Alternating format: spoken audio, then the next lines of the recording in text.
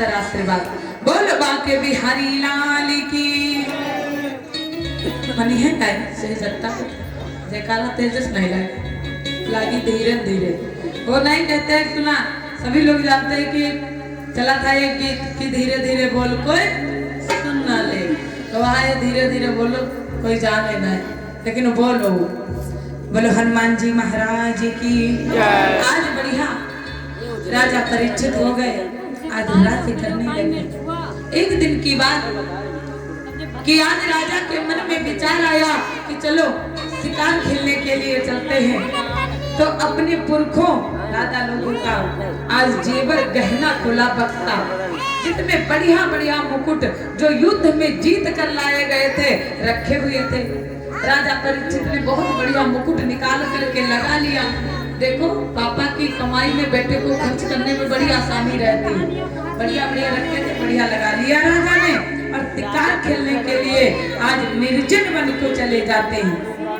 राजा परीक्षित वहां पर जाकर के अच्छे अच्छे पेड़ पौधों को देखते हुए राजा अपने धनुष और बाण को लिए आगे बढ़ते जा रहे हैं कि एक रोज आखेट का और साथ सभी सामान और वीर परीक्षित ने किया बन को तभी पाया। आज वहां पर जाकर के देखा कि वो बाग बड़ा ही सुंदर है जहाँ राजा परीक्षित निर्जन वन में गए हैं, उसकी शोभा का वर्णन नहीं हो सकता। आज एक एक क्यारी को राजा निहारते हुए आगे बढ़ रहे थे। किशानंद देखता जाता था उस वन की विशद विहारी को।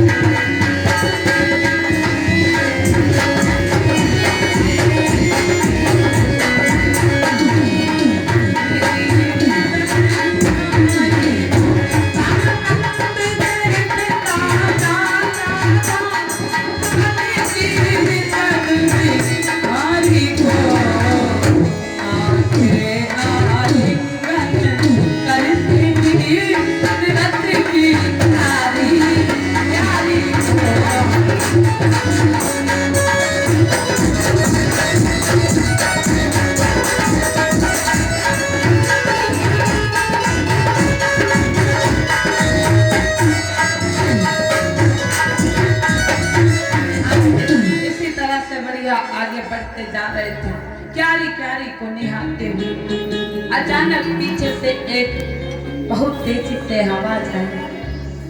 आज घबराहट की खड़खड़ाहट की आवाज आई।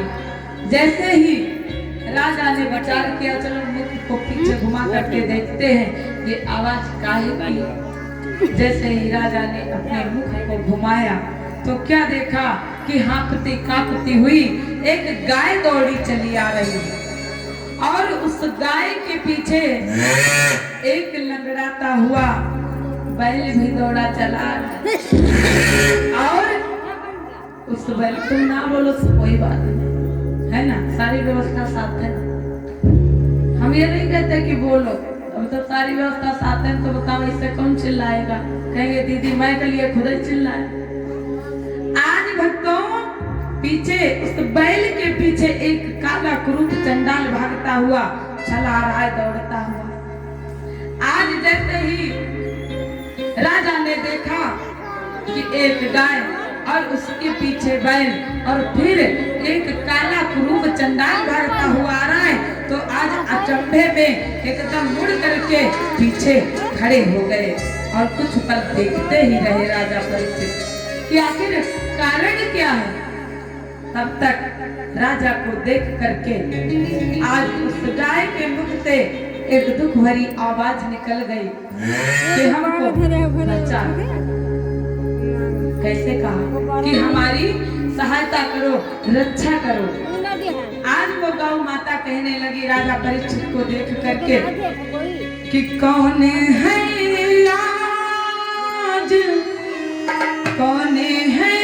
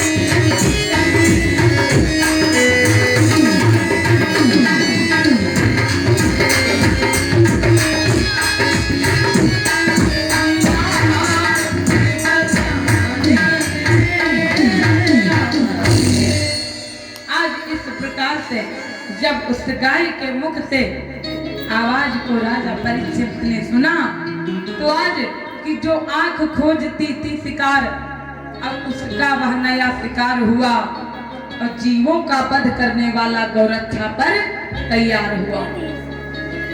आज जो स्वयं शिकार खेलने के लिए गए हुए थे, आज उस दुख भरी पुकार को सुन करके राजा परीक्षित का हृदय पिघल गया।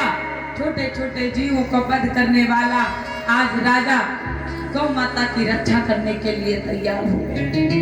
आज राजा ने ललकार करके कहा, अपनी तलवार को खींच लिया और उस जो काला कुरूप चंडाल था उसे ललकार करके कहने लगे कि ललकारा नरराज ने और तेज म्यान से खींच, अब वो हत्यारे गोबधिक और संभल निशाचरनी। अरे तुम गौ की हत्या करने आए, वध करने आए, अरे संभल जाओ। तुमने समझ लिया कि इतनी जल्दी यानी वीर पुरुषों का जमाना ही चला गया। अरे इनका ये अंत जो है पांचों पांडव का अभी अंत खत्म नहीं हुआ, ये वीर क्षत्रिय अभी जीवित है। आज राजा ने कहा कि बस सावधान हो हे पिशाच, और हम तुझे न जिंदा छोड़ेंगे, और जो गौ पर हाथ उठाया है हम उसी हाथ को तोड़ेंगे। आज राजा कहने लगे, जो हाथ तुमने गौ पर उठाया है, अरे संभल जाओ, एक समय आएगा कि इसी हाथ को हम तोड़ेंगे। आज शूद्र को डांट करके आज गाय और बैल को अपने पास में बुलाया राजा ने और बड़े प्रेम से समझाने लगे कि देखो कि निधड़क हो निर्भय हो कपिले, और सेवक सेवा में हाजिर है।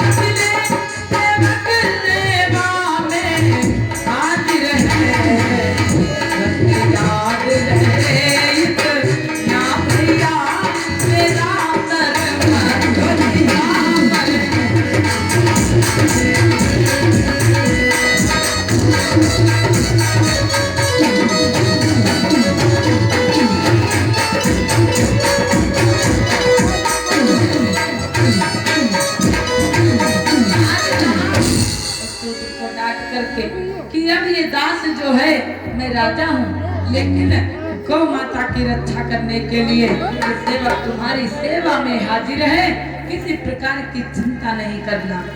द्वार पर गैया बंधी हो, एक रोटी खिलाओ, बड़ा पुण्य मिलता है।